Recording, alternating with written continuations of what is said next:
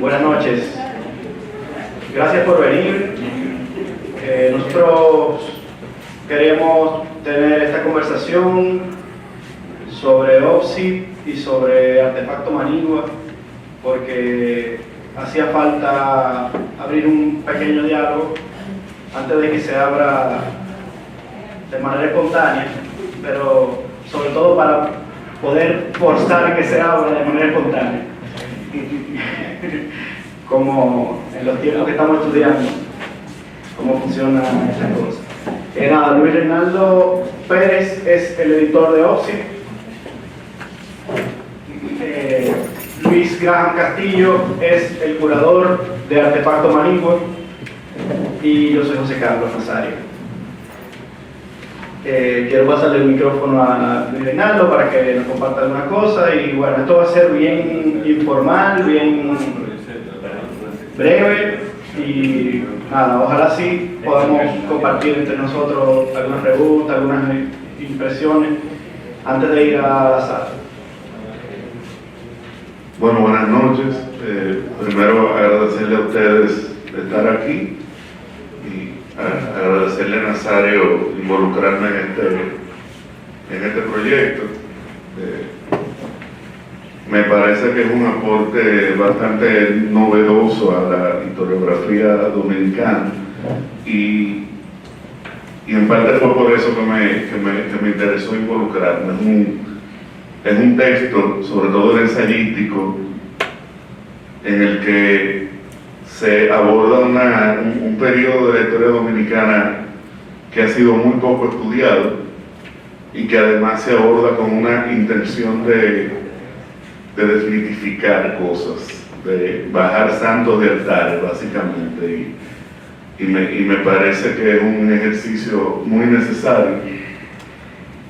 Y además es un texto que cuando uno lo lee, uno entiende muchas cosas de lo que está pasando en la actualidad de nuestro país, y es de donde se explica mucho ese síndrome del jefe, como le llamo yo, que tiene cada dominicano, creo que ya de su ADN metido. Y yo siempre digo que si uno quiere ver hasta dónde eso llega, solo hay que ir a una institución pública y quedarse observando a quien tiene una puerta a su cargo. El portero de un hospital, por ejemplo, que es el dueño de ese hospital. Entonces, de alguna manera José Carlos se mete en esa búsqueda de explicar de dónde surge el autoritarismo tan presente en la historia dominicana. Y es interesante cómo hay este es un periodo de la historia bastante reciente, de alguna manera, estamos hablando del principio del siglo XX, y todavía se ve que todavía hay una nación en proceso de ser nación, para decirlo de una manera simple. Han pasado, qué sé yo, 60, 70 años de la independencia de la República. Todavía hay mucha gente manejando poderes regionales e individuales. Todavía no hay una noción de Estado como tal, y eso explica por qué surge gente como Trujillo, o incluso los 12 años de Balaguer, que mucha gente todavía sigue defendiendo y diciendo que eso no fue una dictadura. Me parece además que, como dije, desmitifica ciertos nombres de la historia dominicana que siempre se vieron como héroes, quizás, o salvadores, y resulta que practicaban el mismo autoritarismo que en algún momento enfrentaron también. Y me parece que esto pone un material sobre la mesa para abrir una conversación que es interesante, y eso es lo que estamos tratando de hacer esta noche.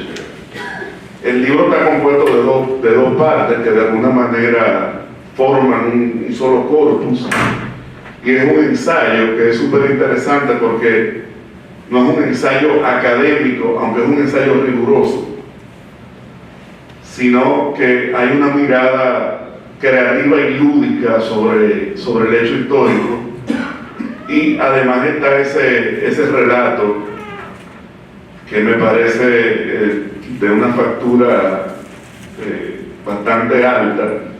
La Casa del Poder está temblando, se titula, y de alguna manera explica de una forma más ficcionalizada todo este proceso histórico de cómo la violencia está presente en nuestra historia, desde la colonización hasta otros sucesos que pasaron no hace muchos años. Me parece que OPSI lo que abre es una oportunidad de conversar sobre temas que de alguna manera han estado escondidos, metidos quizá bajo una alfombra, y creo que ese es el gran aporte del libro. Gracias. Bueno, por supuesto mi visión de todo este proceso va desde lo curatorial, y eso significa mediación de unas obras visuales que digamos que están a la par con estos textos que para mí nos enfrenta a un proceso que no es tan común en las artes visuales dominicanas, y lo digo por cómo surgen estas imágenes y cómo surge el propio texto. No es la primera vez. Acompañé a José Carlos en una exposición anterior, Artefacto Dileque, en un proceso similar, un cuento que luego producía unas imágenes que en lo formal se expresan en escultura, pintura, grabado, y es algo similar a lo que está pasando con Manigua, que yo creo que se inserta con unas intenciones en la historia del arte dominicano contemporáneo reciente, que no está desligado de lo que está pasando en la República Dominicana en términos estéticos de los últimos 30 años, y lo digo en el sentido de cómo las artes visuales dominicanas se han construido como generadoras de archivo. Hay una conciencia de generación de conocimiento, en tanto las artes visuales producción de conocimiento, pero que luego esto sea una conciencia de quien produce arte, y es una conciencia de la institucionalidad del arte que alberga o puede poner esto en contacto y en contexto con unos públicos. Creo que José Carlos entonces se hermana con esas intenciones, o sus intenciones hermanan con esas, y lo estoy pensando porque el tema de las dictaduras, el autoritarismo, no solo en Santo Domingo, toda Latinoamérica, siempre ha sido un tema para las artes visuales también. Y estoy pensando toda Latinoamérica en el siglo XX, mientras Europa está en la vanguardia, y las vanguardias aparecen en América Latina están provistas entonces con unas intenciones discursivas, sobre todo mitad del siglo pasado, unas intenciones críticas, políticas, y es lo que nos pasa a nosotros.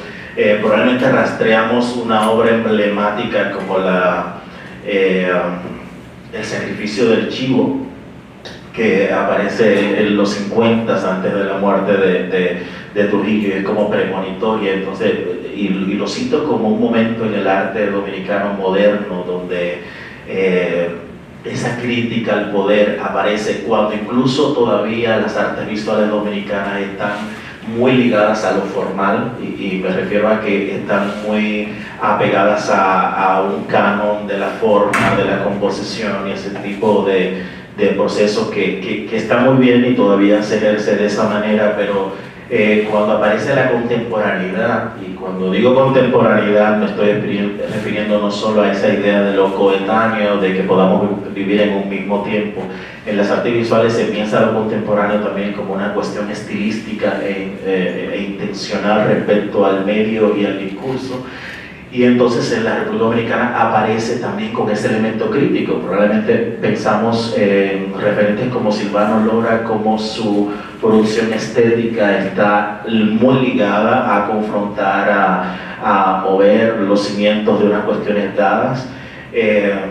y estoy haciendo como estos referentes y estoy activándolos aquí pensando en cómo Artefacto Manigua y este libro también vuelve con esas intenciones. Es atinado que además esté en un museo como el Museo de la Resistencia, que igual nos permite tener estas conversaciones de una manera más amplia.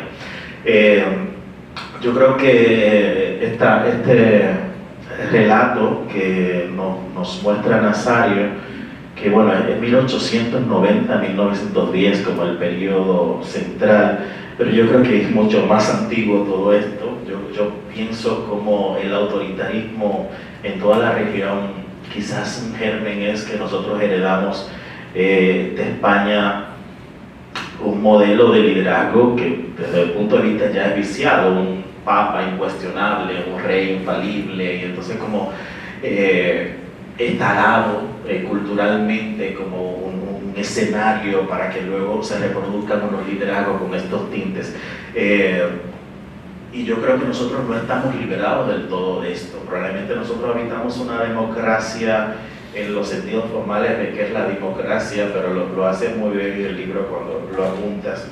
Y entonces ese proceso de revisión yo creo que es una cuestión de honestidad a que nos debemos abocar, y eso es algo que también quiero señalar aquí, que este proceso de reflexión yo creo que tiene que ver con una honestidad necesaria que debe tener la sociedad dominicana, las sociedades en general, pero la nuestra en particular, donde quizás historiológicamente hablando deberíamos nosotros estar constantemente volviendo a eso, y no es que nos hacemos un revisionismo total, pero probablemente sí, en algún momento particular. Y entonces es un valor que yo confiero a esta producción, que además es como anclada a esa generación de archivos, generación de registro visual de este proceso. Muchísimos artistas dominicanos hace rato lo están pensando, pero la cuestión es que ahora probablemente tenemos unas herramientas mayores para difundir estas cosas, probablemente también hay unas necesidades particulares que parecen camufladas en toda la conversación diaria que tenemos y el ruido de la información estos días, pero entonces se hace necesario que aparezca esto, y yo creo que es pertinente. De manera que yo creo que esta conversación lo que puede estar generando nuevos estímulos para acercarnos a esas temáticas, nuevos estímulos para entender además los procesos de arte visual como generadoras de conocimiento o como mediadoras de otros conocimientos, porque pensando en esta idea de la polisemia y lo polifónico de una pieza de arte, son muchas otras capas las que se pueden desprender de aquí. Esto puede dar paso además para entender otros momentos que no necesariamente Nazario ha señalado en el texto o en las piezas y en la obra estética, de manera que también sirva este comentario para generar otro estímulo y que sean ustedes al rato que puedan comentar esto. Bueno, gracias. Se me olvidaba agradecer al Museo de la Resistencia por haber permitido este proyecto acá. Sé que no es un proyecto que está en el periodo que el museo estudia, y que es un proyecto además que tiene unos tintes conflictivos porque conlleva alusiones a actores que incluso están involucrados en procesos que el museo sí abarca y podría ser problemático para el museo, así que muchísimas gracias. Y bueno, quería compartir con ustedes algunos elementos, excusarme ante ustedes porque no creo que mi esfuerzo sea historiográfico ni historiológico, para nada. Es un ensayo crítico que aborda un periodo histórico, y que aborda ese periodo histórico por casualidad, o sea, ni siquiera porque yo tenga una intención de estudiar ese periodo histórico. El artefacto Dileque de 2021 era una exploración futurista, y yo en mi misma búsqueda de entender las mecánicas del poder en el sujeto, las mecánicas del poder en lo social, traté de salirme del tiempo y situarme en un momento como el COVID, en una distopía apocalíptica. Quienes estuvieron ahí saben que el plástico cobró vida y que todos tenemos que buscar salvarnos de esa catástrofe en la que el plástico nos atacaba. Ese proceso parió algunas piezas, algunas más interesantes que otras, están todas colgadas en la web y el ensayo, perdón, el audiotexto, que es un cuento, también está colgado y lo pueden escuchar. Ese texto tiene una estructura que se ha convertido en mi disparador. Yo diría que puede ser el germen del artefacto o el artefacto mismo. Ese texto, esa estructura de ese texto es un relato que se repite en este libro y que es el que hace parir las historias visuales que están en las piezas que ustedes van a ver ahora. Ese texto que en Artefacto Delay, que es narrado en futuro, se vació de contenido y su estructura fue ensamblada en una historia en el periodo que empecé a estudiar en el 2021, acabando Artefacto Delay, que fue 1899, la caída del dictador Luis Cicero y Liz, a 1909. Finalicé con la llegada de un huracán que le llamaron la Niega, que en 1909 azotó un montón de zonas, sobre todo en la parte norte, y que se dice que hasta cambió la configuración de la isla. Entonces, ese periodo es muy, yo podría llamarlo volcánico, es un periodo de mucha virulencia política y social, y sobre todo porque es un periodo de ruptura económica. Es el periodo que caracteriza a todo el Caribe y a toda la región centroamericana por la influencia de los norteamericanos intentando tomar control del intercambio económico a partir del Canal de Panamá. Entonces eso es un elemento que no podía dejarse de observar y que yo probablemente no lo sabía porque, como digo, entré ahí por azar, entré a estudiar ese proceso porque una anécdota que me contó mi abuelo me pareció interesante y que era que mataban unos carpinteros en el campo y que la agricultura daba un dinero por cada lengua de carpintero. De ahí pasé a estudiar las lenguas de los carpinteros, de ahí a ver el mecanismo que tienen, que les cubre el cerebro y a ver que son asociativos. Y yo, me está gustando esto, me gusta la mecánica, cuidan junto a sus crías, buscan alimento en colectivo. Qué bonito. Bueno, pero la cosa no iba por ahí. Encontré a los carpinteros de Balaguer, de la novela, y dije, bueno, ¿y será que Balaguer agarró esto de agricultura para borrar del imaginario a estos carpinteros del siglo XIX? Probablemente es un disparate lo que estoy diciendo, pero me interesaron esos carpinteros, que eran un grupo guerrillero dirigido por un señor que se llamaba Cirilo de los Santos Huelubín, que era una persona huérfana de la línea noroeste y que fue escalando políticamente, y la forma en que fue creciendo, su biografía me llamó mucho la atención, pero cuando sigo viendo veo que los carpinteros tenían otros rasgos, que Huelubín escogía los perfiles y escogía a los que venían de familias más acomodadas y tenían mayor educación para que sean soldados. Eso me pareció súper interesante porque se supone que la guerrilla es, en esa época sobre todo, en la Manigua, era un medio de acceso económico para escalar socialmente. Entonces había como una especie de épica alrededor de los carpinteros, había como una cuestión de leyenda, ¿sí? Y bueno, ese era el grupo de Huelubín, pero había otros grupos. Cuando Lilis cae, se diseminan por todo el territorio un montón de guerrillas que eran básicamente ejércitos privados de generales, o sea, guardia pretoriana de los anteriores caudillos que venían de la restauración y que venían de toda una herencia de luchas que eran políticas pero que eran militares. Y bueno, esto me pareció súper interesante para comprender cómo impactó en la cultura nuestra toda esta cultura de guerra, todos estos años que tienen ecos tan cercanos como que mi abuela me hablaba de la Guardia de Mohón como que eso era algo diario, de cualquier día. Y yo no sabía, y probablemente hasta llegué a repetir presos por la Guardia de Mohón y no sabía de qué se estaba tratando.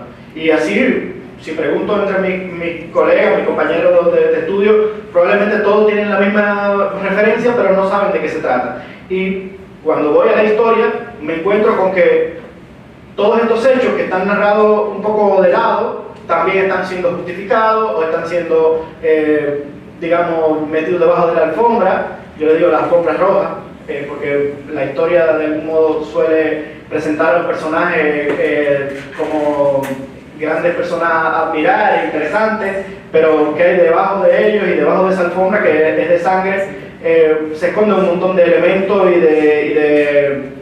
que pasan de la anécdota y que van más allá. Y bueno, me pareció un buen espacio en donde desplegar el siguiente artefacto. Y mientras hacía esa investigación, que me tomó casi 2 años, al mismo tiempo hacía mi experimento, que es un método que yo no sé si ya se puede decir que está acuñado, porque ya tiene 2 partos, que es que yo, mientras hago un proceso racional, luego me desligo de ese proceso y utilizando el método surrealista, que es otro proceso que he estudiado bastante, los surrealismos, me desligo de la racionalidad y tomo una parte del cuento que produzco y lo llevo a lo visual, pero sin pensar en el resultado. O sea, la línea me va llevando al resultado sin que haya una mediación racional entre lo que queda como formato, como pieza del proceso. Entonces, esa búsqueda no está desligada de lo que como vehículo, el pensamiento, pretende. O sea, lo que yo pretendo aquí es una crítica del poder, y una crítica que busca explicármelo, pero también que busca establecer que ese poder, que tiene violencia muy clara, tanto en lo personal como en lo colectivo, sea de algún modo exorcizado. Y yo creo que el método donde yo he encontrado, y me vendrán que soy hombre blanco y que es una posición privilegiada, y lo es, pero el espacio donde yo creo que está la libertad es la libertad creativa.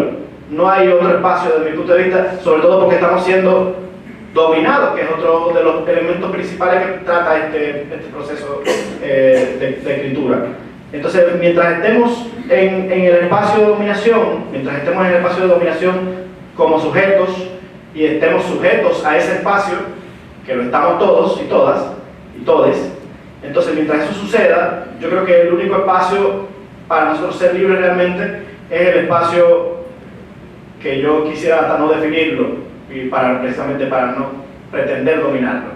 Pero bueno, el surrealismo es bellísimo, es interesantísimo, tiene muchísimas sombras también, pero me parece que también traerlo acá, viniendo de los años 40 y 50, es interesante y positivo en ese sentido. O sea, nosotros vivimos en un mundo que está todo el tiempo demandándonos que nos demandemos más nosotros mismos. Y una pausa para abrir paso a la belleza con mayúscula, no me parece que es mala idea. Y bueno, me gustaría que si ustedes algunas y algunos tienen cosas que decir, que las digan y que podamos dialogar si quieren, no sé.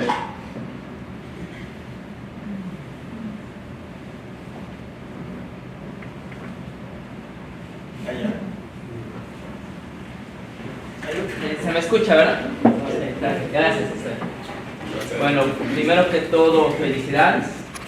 Has parido siempre una obra, eres un nuevo hijo, un nuevo ser, una extensión de ti. Te felicito. Y me llama mucha curiosidad que tenemos al escritor y al artista, pero en medio de esos está el investigador. Ahí quiero enfocarme, no en el escritor, no en el artista, sino en el investigador. Cuando tú haces tu obra, ¿quiénes son tus fuentes? Es decir, de alguna manera tú hablas de tu experiencia. No, me encontré con este suceso histórico casi al azar, pero te pusiste a investigar, leíste, y lo que creaste no nació del vacío, por así decirlo, sino que ¿quiénes son tus fuentes directas?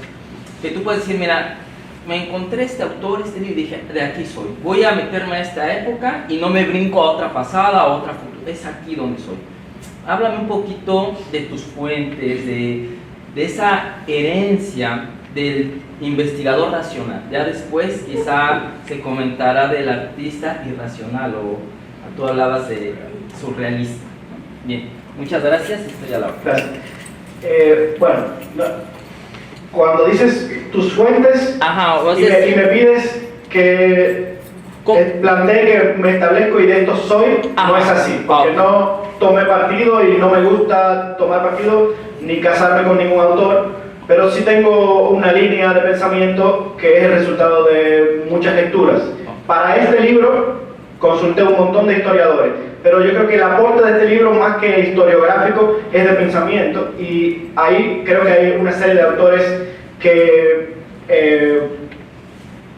tienen una línea gramsciana, principalmente, y una línea Foucaultiana.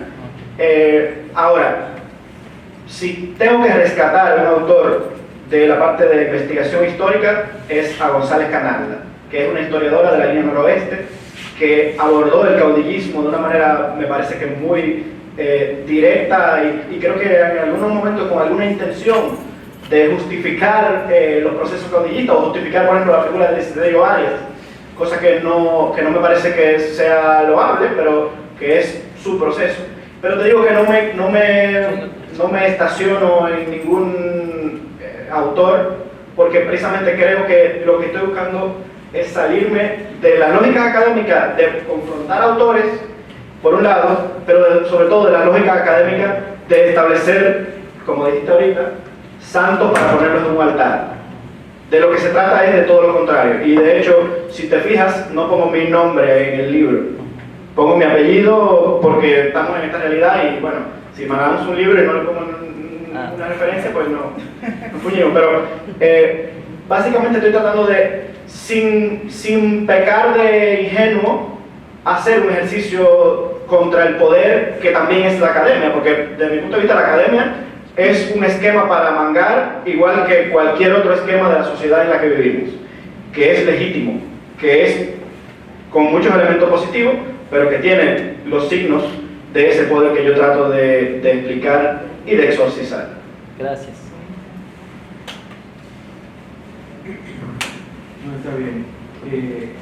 ¿Algún historiador ha sido oficial? Perdón, decano, no se ofenda. Por lo de la academia. No, que es un académico que se va. No, perdón, no sé. Mucho éxito. Muy bien. Si algún historiador oficial ha rebatido tu libro, o sea, tu investigación. O sea, si ha rebatido tu investigación. No, todavía no he tenido el honor. Off the record, así alguien te sabe.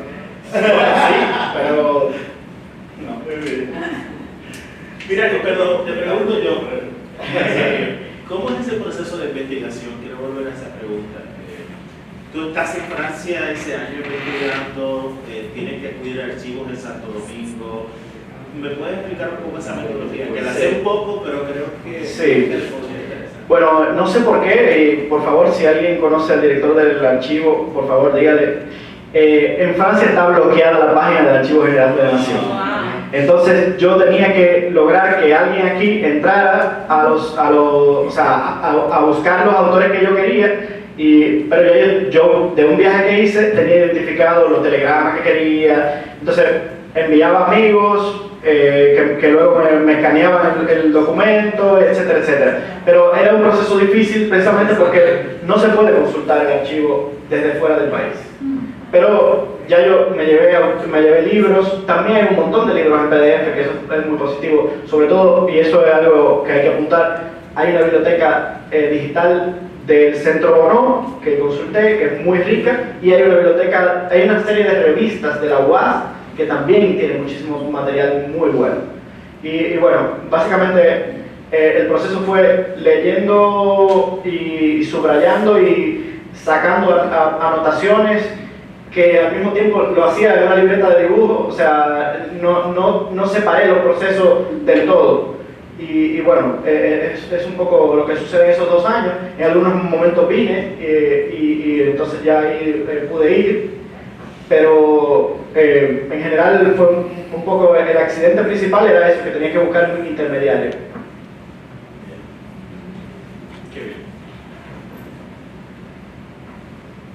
Bueno, primeramente yo te quiero felicitar porque yo te conocí a través de las redes sociales y por tu opinión siempre bien acentuada, bien interesante.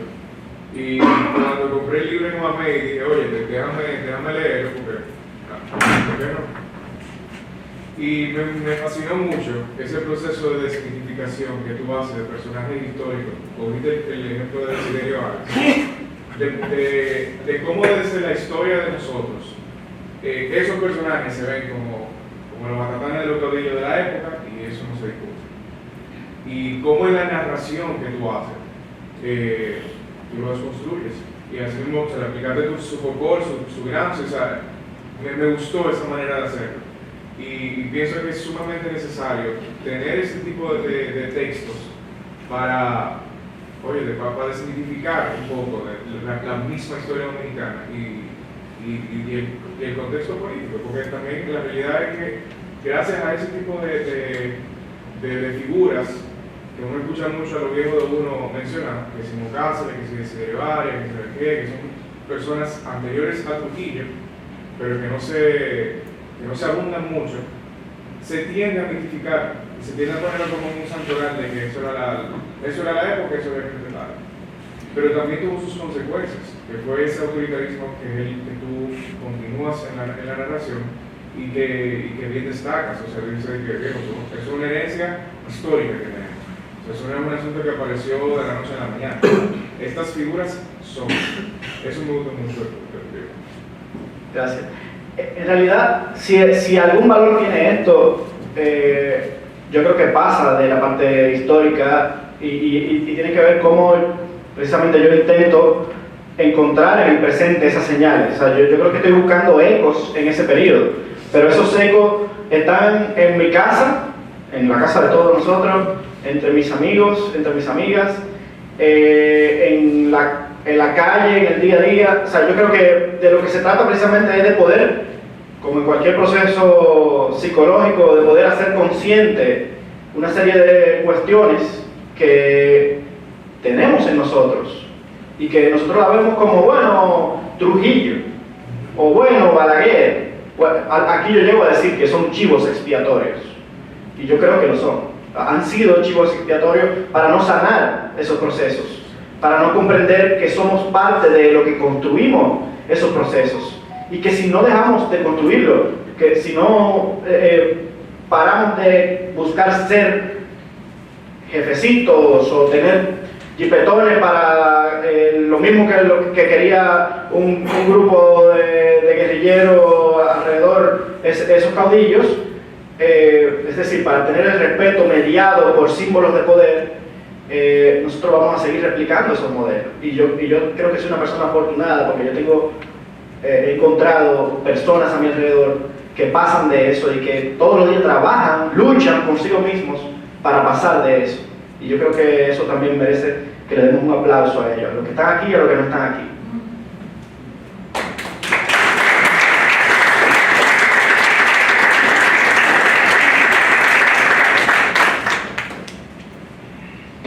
José Carlos, ¿algún otro?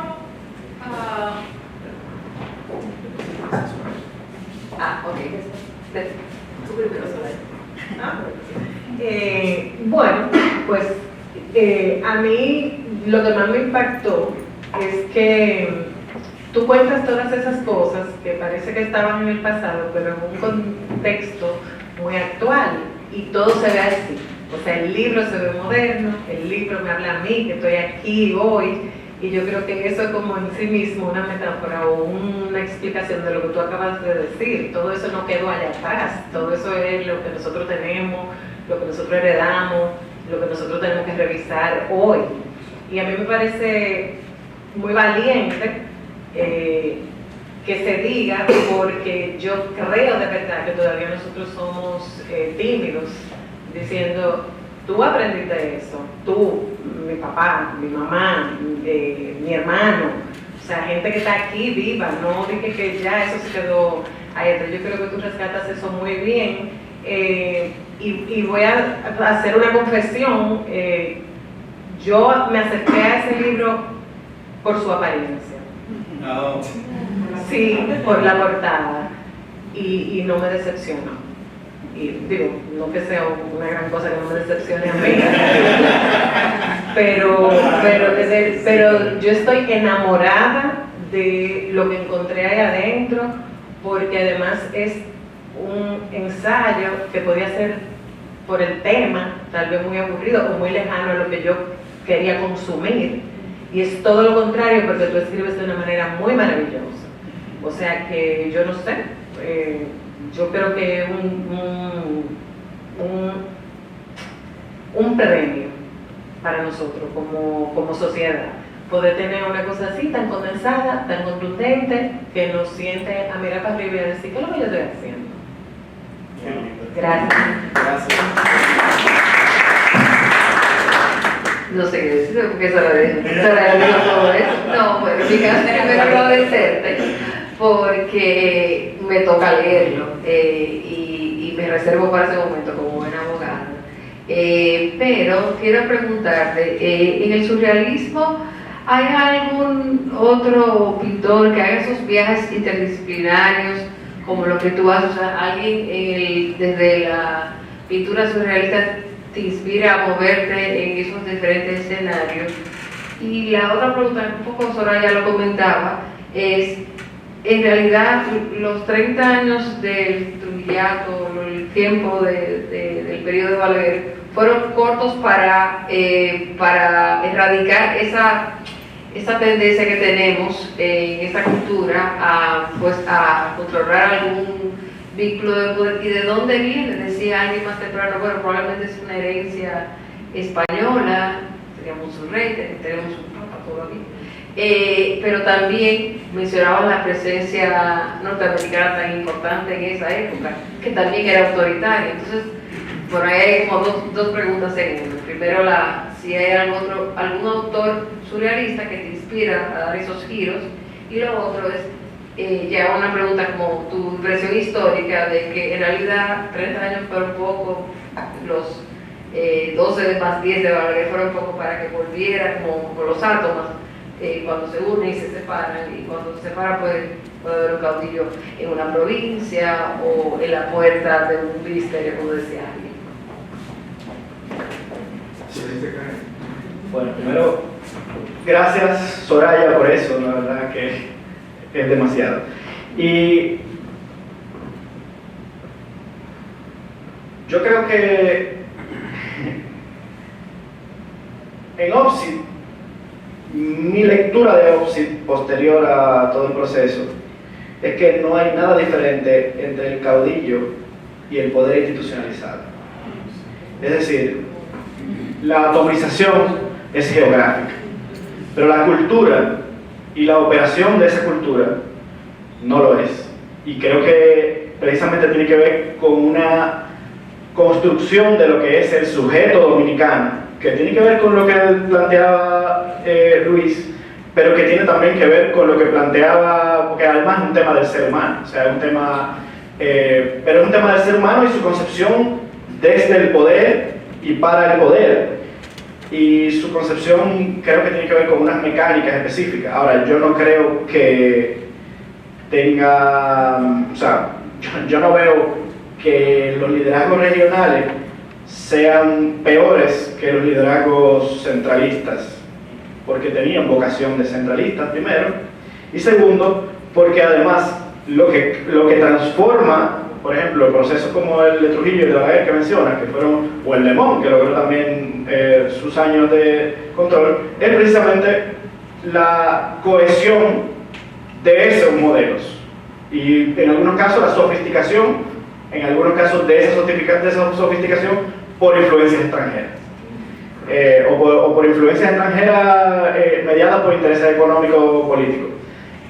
Sobre algún autor surrealista, no sé si podría identificar alguno con este diálogo de géneros, no lo conozco.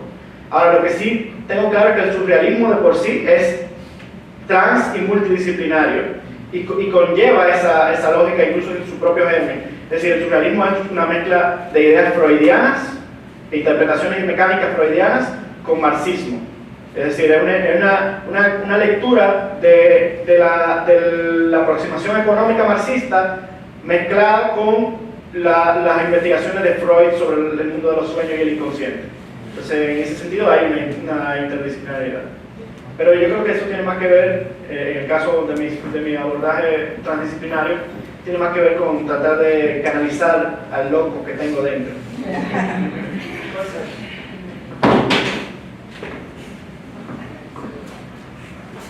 Gracias. Te confieso que acabo de ver el libro, no lo he leído, pero quiero tomar algo que comentaste respecto a la relación entre la exposición, los objetos producidos gráficamente, ¿no?, y el texto del libro, los conceptos, que según tú planteas, son cosas inclusive hasta casuales, quizás, que no tienen una conexión directa. En otras palabras, lo que está ahí expuesto no es una especie de ilustración que acompaña el libro, sino que es un mundo paralelo que pudiera o no tener determinadas coincidencias. Me gustaría que hablara precisamente, porque las acuarelas me las encontré deliciosas. En general la exposición está muy linda, ¿no? Pero me gustaría saber de qué manera se pueden relacionar, si acaso hay alguna, el texto con la exposición. Gracias. Muchas gracias por la consideración. El proceso lo que implica es la investigación racional, que incluye profundizar, por ejemplo, la línea noroeste, que fue donde se dio el proceso final de las luchas para dominar el cacerismo. Yo me acerqué a esa zona sin visitarla, a investigar su suelo, sus minerales, su flora, su fauna, pero luego de ese proceso de investigación y la investigación histórica fue que yo ensamblé el cuento, el texto de ficción, y del texto de ficción yo saco frases más o menos aleatoriamente y trabajo sobre ellas en el inconsciente. Entonces, sí, claramente hay una relación entre esa exposición y el libro, y entre esa exposición y el cuento más todavía, pero esa relación no es una relación racional. O sea, yo no estoy haciendo, tal como dice, no son ilustraciones del texto, pero la atmósfera que se respira ahí es la atmósfera del texto, básicamente.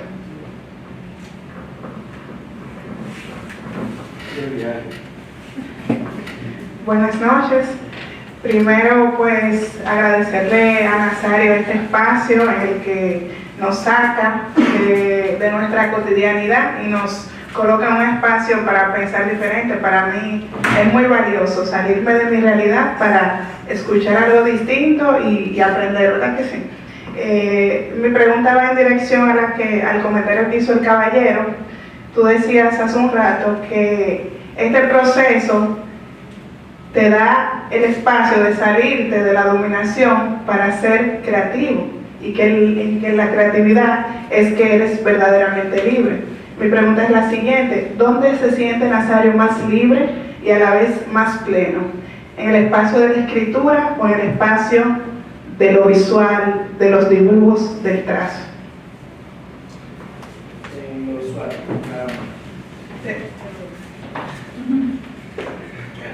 Un tránsito.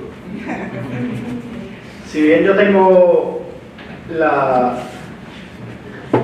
idea de que la palabra es un vehículo, hay una detrás, o sea, en el manejo de la palabra, sobre todo porque vengo de intentar saber escribir, por decirlo de algún modo, hay una serie de técnicas y una serie de rigores que me trabajan y me pueden. Y en el arte, a pesar de que también he buscado dominar, lo he hecho ya después de tener una conciencia de que el canon es una estructura del poder, de ya haber tenido algunas visiones más claras. O sea, cuando yo escribo mi primer libro de cuentos, fue en el 2009, 2008-2009, yo no tenía una aproximación a muchas visiones que hoy tengo, que son más de lo político y de las posiciones de comprender que hay detrás de algunos elementos y de haber conocido algunos autores que me llevan a comprender que si bien la práctica o la técnica, o el tiempo que yo le dedico al taller en el arte me van a llevar a lugares de mayor rigor, digamos, no es mi preocupación principal el rigor en el arte. Sin embargo, trato de saber de historia de arte, de comprender y manejar la técnica, pero desde un lugar más libre, desde un lugar más, digamos, diletante. Pero hay un rigor ahí. Yo creo que no es la lógica de otras disciplinas ni de otras profesiones o otros ámbitos profesionales, pero necesariamente tienes que someterte o voluntariamente o en esa, yo creo que tiene que ver con una especie de urgencia interna, y lo digo por mi relación con muchos procesos de artes de otros artistas y otras disciplinas. Esa urgencia luego como que es de expresión, te va a asignar un rigor, vas a encontrar una metodología, una búsqueda particular. O sea que probablemente lo que no estés a la par con otras lógicas de producción, pero sí hay un rigor ahí. Pero que es un rigor mío. Claro, es tu rigor. Y ahí reside probablemente, o una de las razones o de los elementos donde reside esa libertad que dices, en que lo puedes decidir, puedes elegir eso. Y entonces ese abrazarlo, ese encontrar algo de donde asirte, entonces es el sujeto decidiendo, no alguien imponiendo, y es una ilustración poderosa de libertad. Quiqueya. Lo llevo. Bueno, no veo el de allá atrás. Vale. Comentario primero. Me parece que es un ejercicio creativo súper poderoso, es decir, todo este recorrido que va de la palabra al dibujo, del dibujo a la palabra probablemente, quizá es circular el asunto, me parece muy rico, el trabajo me pareció excelente, está bellamente hecho, pero habla, ¿no? Tiene mucho detrás.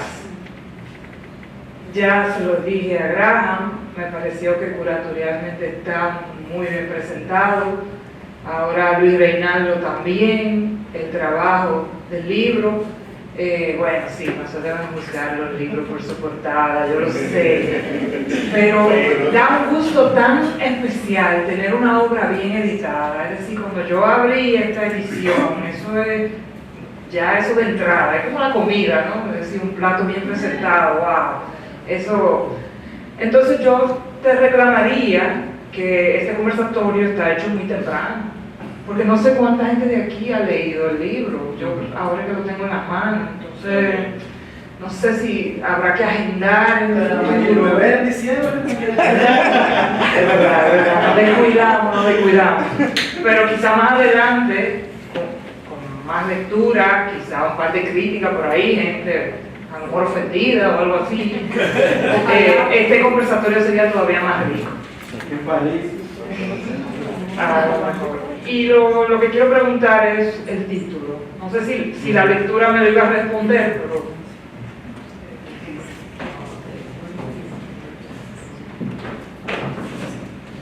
Bueno, lo primero creo que es justo reconocer a Amanda Ruiz, que hizo la portada.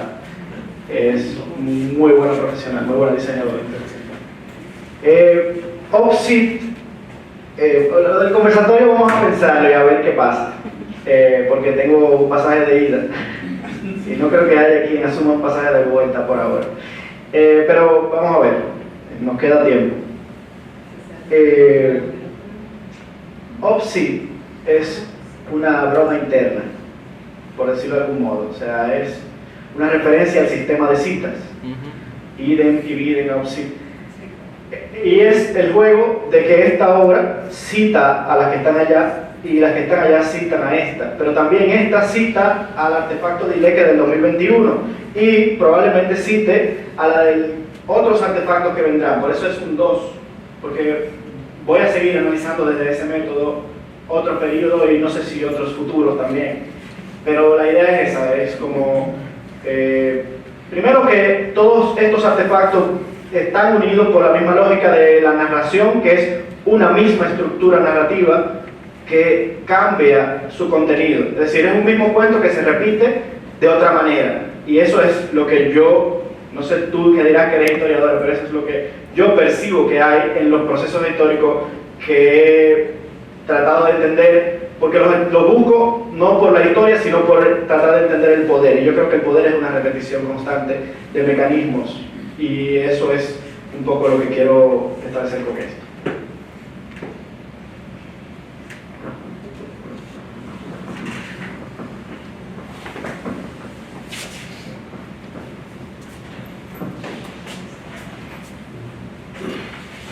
Bueno, yo no sé si se puede decir nazariano o nazarista, no sé cómo su estructura del poder va a rechazar cualquier nombre que se ponga. Mientras no sea nazareno. Nazareno.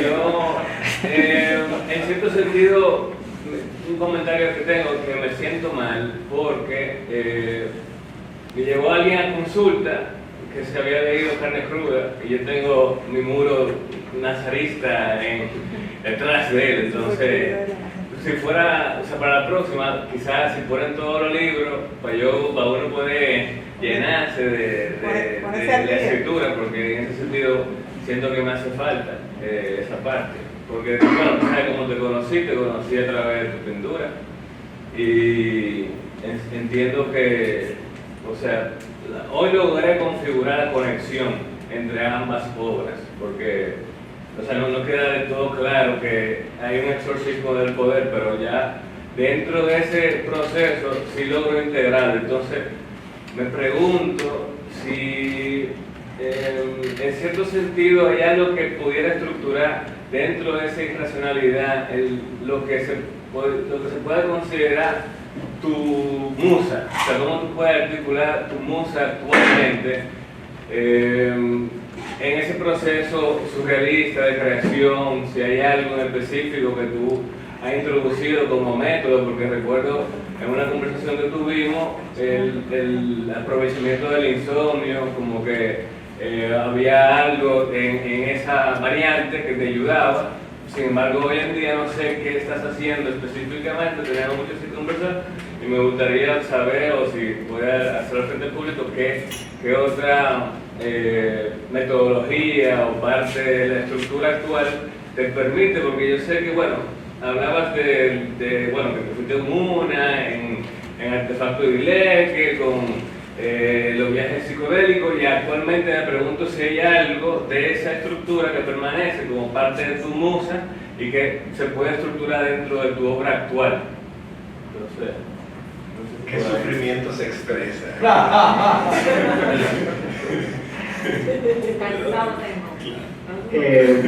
Bueno, no sé si podríamos hablar de musa. Como imagen no me gusta la idea de la musa, pero sí a mí me mueve la curiosidad. Y en el caso de la curiosidad particular, ahora mirando en retrospectiva, luego de muchas reflexiones, mira, revisé los ensayos de Ileque y revisé incluso Carne Cruda antes de abocarme a este proceso, y me doy cuenta de que hay un hilo conductor que es la curiosidad por comprender cómo el poder impacta en mi persona y en lo que me rodea. Y yo creo que eso tiene que ver con un universo familiar muy tocado por la dictadura en su momento y por no comprenderlo porque no la viví, y como que estoy un poco buscándome ahí, pero sabiendo también que posterior a esa dictadura tomé decisiones en torno a lo político que me costaron carísimo y que me costaron además autocensurarme.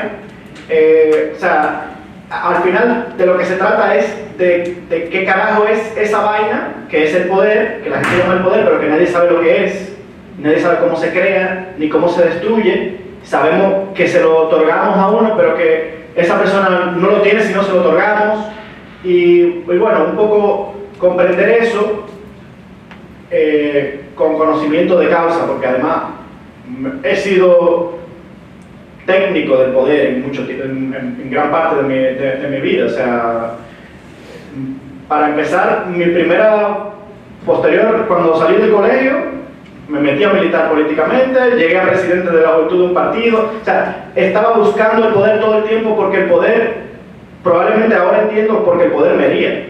Y entonces yo creo que si podríamos considerar la palabra musa, es esa, la búsqueda de exorcizar, esas relaciones, esas formas de relacionarnos que pesan sobre el espíritu. Y, o sea, si hay sincronicidades que te llevaron a ese punto en específico, como tú puedes acordarte en un momento específico que tú dices, ese es el periodo que tenemos que abordar por específicamente algo sincrónico que tú sentiste en un momento. No, en realidad, o sea, el tema de las sincronicidades y el abordaje del inconsciente es una parte de mi ejercicio, yo creo que para llegar al método. Yo ahora mismo no estoy ahí.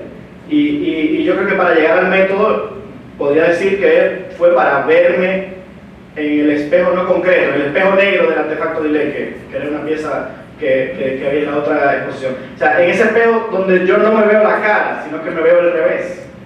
Y ese revés es la locura.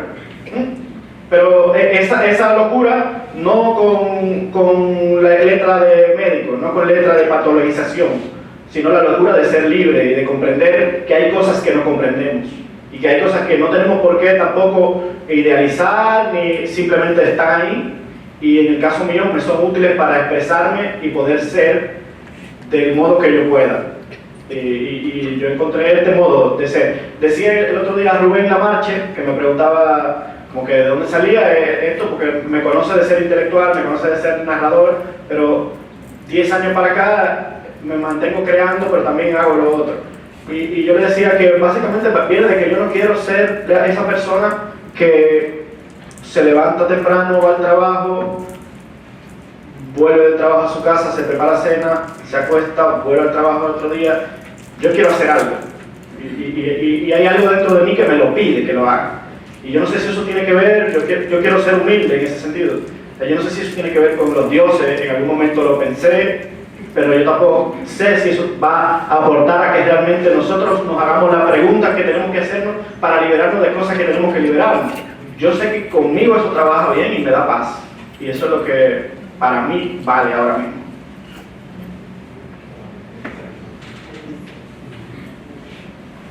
Beltrán, ¿tú quieres el micrófono? Supongo que así funciona.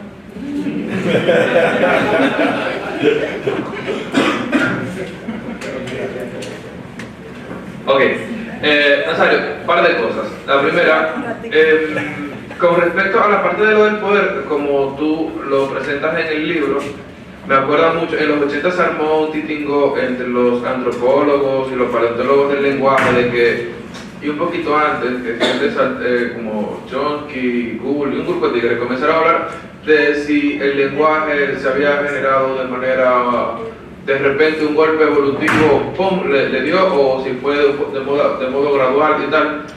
Pero en el camino apareció quienes sí decían que era un poco de forma gradual y que tenía que ver primero con una ciencia, que hasta que no hubo una conciencia del yo, no hubo una forma de usar el lenguaje de modo abstracto.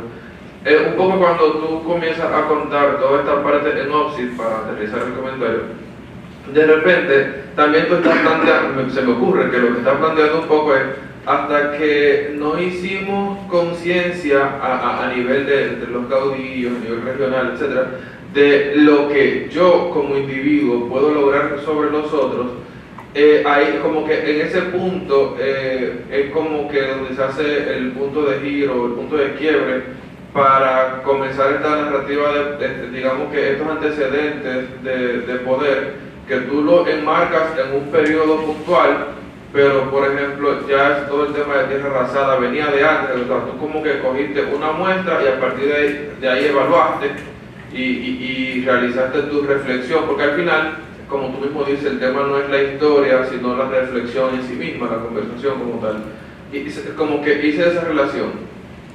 Y luego hay otro tema que es en la cuestión estética, de lo interdisciplinario. Tú no eres músico, pero a mí me llamó mucho la atención cuando leí el libro la primera vez que cada capítulo, salvo uno o dos, tiene un epígrafe de alguna canción que encaja con lo que está narrando. Si se quisiera hacer un playlist se podría hacer y tendría un sentido bastante intenso. O sea, tú podrías comprender la obra, el discurso únicamente en función a ese playlist, y me pareció muy interesante esa parte.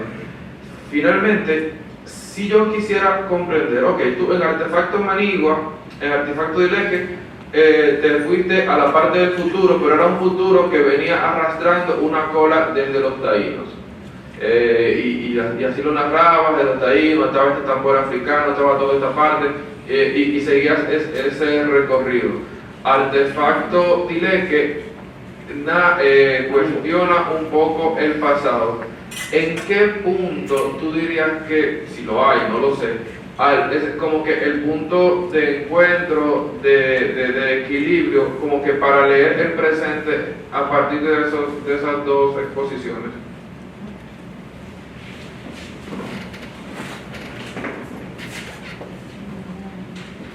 No sé si entendí muy bien tu pregunta. ¿En qué punto? O sea, si tú tienes, tú hiciste un futuro distópico que arrastraba muchísimas cosas del pasado, sí, como todos los futuros. Pero esta, aunque se lee en código o en lógica de presente, también aborda el pasado. Entonces, ¿dónde se encuentra a nivel como que de reflexión de un presente, o sea, bajo esas dos exposiciones, qué presente tenemos, fuera más allá de somos autoritarios?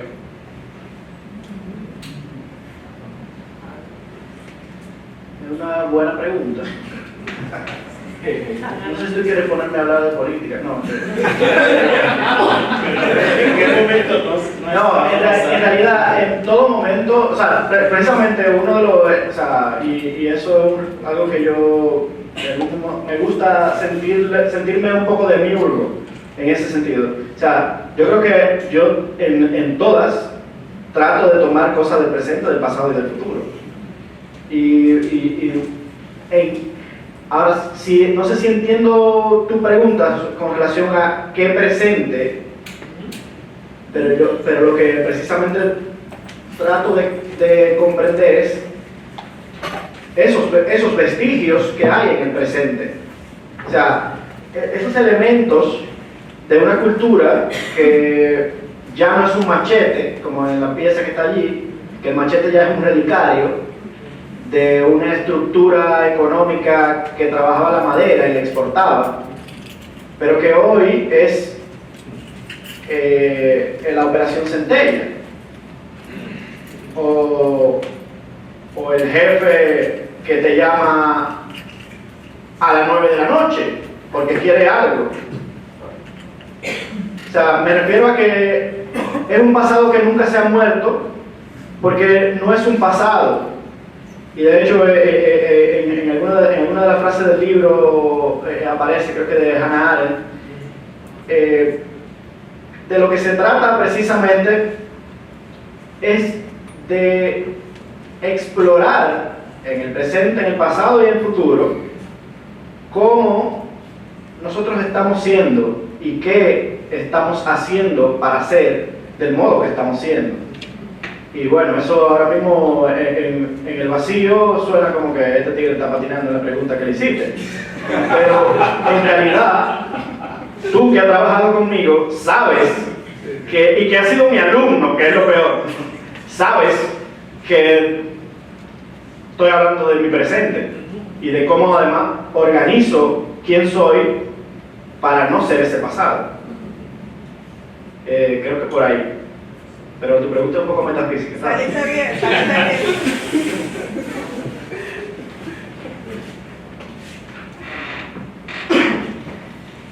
Tú decías ahorita que la práctica de las artes visuales te dan más libertad vis a vis la escritura, y me da curiosidad saber si tú has pensado en cómo te sirve Francia, por eso de que la distancia a veces nos permite abstraernos de esa realidad que quiero describir en el sentido más literal, o sea, si ese exilio, entre comillas, te es útil de alguna manera si tú te sientes distinto cuando pisas suelo dominicano y de repente ese mismo poder que tú describes te sientes que te condiciona. Bueno, no sé si en torno al poder, porque en Francia el poder es bien hijo de puta. No que no haya ya. Pero sí, la distancia, bueno, desde que viví en Buenos Aires es algo que tengo muy claro. O sea, la distancia permite perspectiva. No sé si ya viste la pieza, pero para mí uno de los elementos principales de mi trabajo, sobre todo en los paisajes, es la perspectiva. Incluso una alteración de la perspectiva, de algún modo, creo que incorporando elementos de una espiritualidad, o sea, de una especie de mirada que no es física, muy profunda, que yo creo que tiene que ver con esa distancia.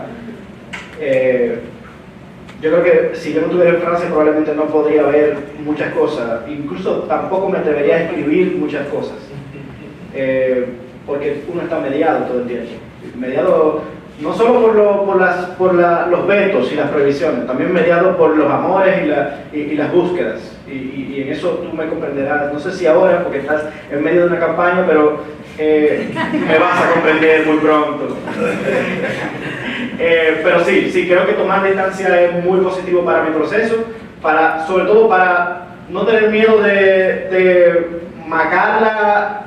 Por ejemplo, ahí se acaba de ir Quisqueya, o sea, ella va a leer mi libro, pues. Allá yo no estoy pensando en Quisqueya, me da miedo lo que ella va a pensar del libro, ¿entiendes? Eso, básicamente. A mí me parece muy interesante tu pregunta, perdona, porque una cuestión que se dice también es que cuando nos construimos sujetos diaspóricos, como que estamos sobredimensionando y romantizando con unos tintes particulares. Leí algo que dijo a veces caricaturescos de lo que somos. Y no sé si por ahí generalmente como iba parte de tu pregunta, pero a mí sí me interesa muchísimo como ampliar eso, puede ser otra conversación, como también esa lejanía o ese no estar en un territorio, en una idea física de este mito, estado, nación y habitar otro, y entonces ¿qué hace por mí como sujeto? Y entonces cómo me puedo enunciar desde ahí. Yo creo que también es algo para quizás abundar en otro momento. Y yo creo que en el caso de las obras particularmente, sí es notable, por lo menos yo pienso que sí está esa cuestión de volver a esa perspectiva, esos referentes, porque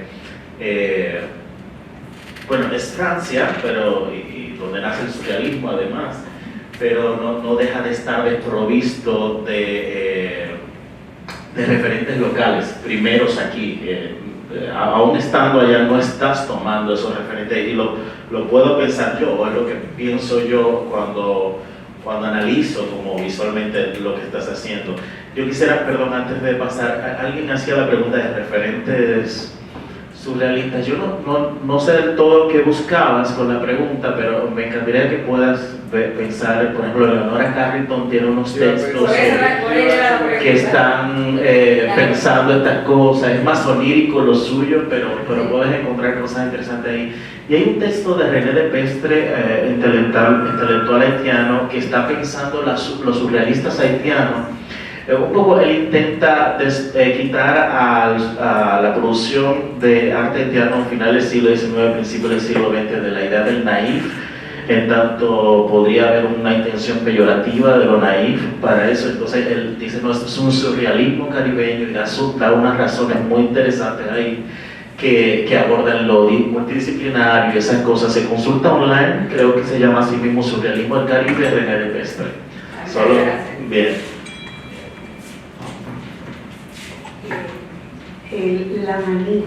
La manigua es una palabra que yo había oído, pero yo no sé dónde. Yo estoy como identificando dónde yo había tenido referencia a esa palabra, pero es una palabra como que me seduce y me da vueltas. Yo me pregunto, maniguas, manaclas, Manolo, como que asocio un poco todas esas palabras, pero yo nunca la he dicho esa palabra ni la he escrito. Y es un espacio, la manigua, yo no sé, pero es un espacio, porque lo busqué en el diccionario antes de leer el libro, porque vine a la expo, entonces vi manigua, busqué la palabra en el diccionario a ver lo que quería, pero después la encontré definida en el libro. Pero manigua como un espacio de liberación, pero también de acorralamiento, porque una manigua, no hay trillo en las maniguas, no hay un trillo, la gente tiene que hacer un trillo, tiene que desbrozar las lianas, todo lo que hay. Bueno, yo he tenido experiencia caminando por manigua, ahora me doy cuenta, por maniguas, pero yo sé por el monte, que me encanta. Entonces, nada, como que se me activa la imaginación de toda esta gente, tanto de los unos como de los otros, todo lo que ocurre en esa manigua como espacio de búsqueda, de escondite, de liberación, de sentirte como preso, de sentirte como enviado, ¿verdad? Entonces, ¿hasta qué punto también toda esta investigación es una manigua, ¿verdad? Gracias. Qué bonito eso. En realidad, la manigua es una palabra que yo leí en Juan Goytisolo por primera vez y recordé que en algún momento había leído sobre la guerra de Cuba, sobre la manigua, pero muy por encimita, porque yo era mi abuelo es biógrafo de Máximo Gómez y bueno, me metía mucho en su biblioteca, pero cuando realmente lo vi conscientemente por primera vez fue con Goytisolo y es una imagen súper interesante y linda porque es en la ciudad y es hablando de algo es un diablito que va por los techos y entonces plantea la manigua como un espacio no físico, sino como la manigua como un espacio de creación desde el lenguaje y es otra cosa. Pero en la guerrilla se ve como un santuario, pero también, como tú dices, como un espacio de dominación, más allá del espacio de dominación natural que implica, porque está atrapado. Pero también el mismo hecho de ser así implica que puedes emboscar, que puedes, o sea, nosotros los alumnos del Che Guevara, todo el que ha leído sobre guerra de guerrilla sabe que la manigua es el espacio ideal para la conquista y acechar al enemigo y vencerlo. Pero me parece que poéticamente es una imagen que tiene fuerza y salió solo, o sea, salió porque yo fui a llevar esta exposición, se llamaba Artefacto Memoria, pero después me di cuenta que todo hacía un artefacto memoria, memoria del futuro, del pasado, y hablé que era sobre las guerrillas en la manigua, y la señora me pregunta, ¿qué es la manigua? Y entonces esto se llama así, y lo dejé así, y así fue. Y me parece curioso porque dilegue es una palabra que nadie conoce tampoco, y que sonoro, o sea, es sonora e interesante, pero no necesariamente nos dice mucho, y eso me gusta. Yo no sé si alguien más tiene algo que decir, pero yo les había prometido a las personas que estaban allá afuera del museo que eran 40 minutos. Y todavía nos falta ir a ver las piezas, entonces